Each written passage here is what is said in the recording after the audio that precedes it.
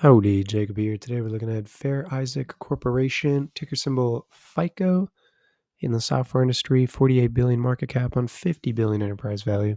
You're looking at a very impressive revenue growth and very consistently positive, and it's over double over the last 10 years. So you're looking at about 7 to 9% revenue growth and return on invested capital skyrocketing, gross margin skyrocketing, operating margins skyrocketing. A lot of things looking positive for this business. They spend a good amount on R&D. About 10% of their revenue is being expensed as R&D. And again, that's taking money away from today to hopefully make more in the future, become more efficient, and hit more of that bottom line.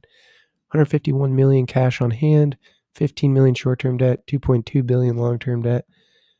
That 2 billion long-term debt in relation to their free cash flow is about 3 to 4 years. So not terribly concerning, especially with how fast their revenue has grown. And for them not to have grown through acquisitions, but organically, um, they are going into debt to fund share repurchases. So if this company were to look like a great stock price at this moment, I would want to look and see when are they buying back these shares. Obviously, they're buying back a lot historically, but when are they going into debt? Because you're leveraging your return essentially to buy back these shares. And so it might look in hindsight like it's not as good of a deal or that it's a great deal. But if you look at what the business price was at that price point, it doesn't make sense. Because again, things can, especially in a market where things are mostly pretty hot right now, I would say, I think that's a pretty common consensus, especially with some of these upper companies, is that if they're overvalued right now and they're going into debt to fund some of these things, then if it goes down in the negative direction, leveraging negative returns is a very strong slope of negativity. I guess is all I'm thinking. The only thing I think about MicroStrategy at this point when Michael Saylor is going into debt to buy all these Bitcoin, and when Bitcoin's price is going up, leveraging increasing price assets looks fantastic because you're leveraging your return increasing. But if it's backwards and you're leveraging a declining priced asset, things can get very troublesome very quickly. And so it's a similar concept when you're buying back shares.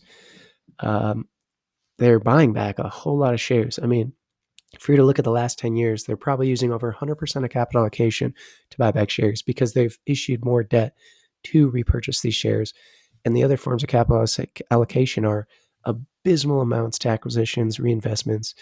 And they did pay a dividend, it looks like, back in 2017. But again, you can't do that forever. And the second you start leveraging very high-priced assets of your own company, that can get very troublesome. So we'll see whether that's the case or not. Let's make our own assumptions, or I'm going to make my own assumption. Do your own analysis with me, or at a later time, whatever. But everything I'm seeing from the financial perspective is amazing. I mean, increased margins, huge return on invested capital, revenue growing. I mean, everything looks great. But again, there's a price you can pay for massive returns. I mean, if I was going to give you for the next 10 years $1, $2, $4, $8, $16, $32, would you pay $1 million for that next 10 years? I mean, I'd hope not, because you're not getting that in return over the next 10 years. But again, there's a price you would pay for even great growth. And so revenue growth, I think I'd be comfortable saying that they'll grow, let's say 7% a year. They've grown massively historically. I mean, maybe even 8%. Let's be a little frothy here. Margins are going up. I mean, can they get to 30 and 35%? I think that's possible. So let's do 32, 35%. Again, higher than they've ever gone before, but they have been increasing it. And this is mostly organic. Almost everything we're seeing is organic growth. Share change, they buy back 100% of capital allocation at 600 million, offset stock-based compensation 450 million. You're looking at just 1%. PE, price to free cash flow, I mean, everything's looking great. Let's put a 25 PE on. And we're saying it needs to fall 80%. In my eyes, I don't think I'm being very conservative here. And it looks like with the return I'm looking for, it would need to fall 80%. If I wanted no return, with these assumptions, it needs to fall 46%. Again, this is all my perspective, but again, you can 100% pay for an amazing asset. I mean, I'm assuming 8% revenue growth, higher margins than they've ever had, 25 on the PE and price to free cash flow, using 100% of capital allocation to share change. So this is all organic revenue growth, margin increases, and the return I'm looking for, 80%. If I wanted to get a negative 5% return, it's not even there.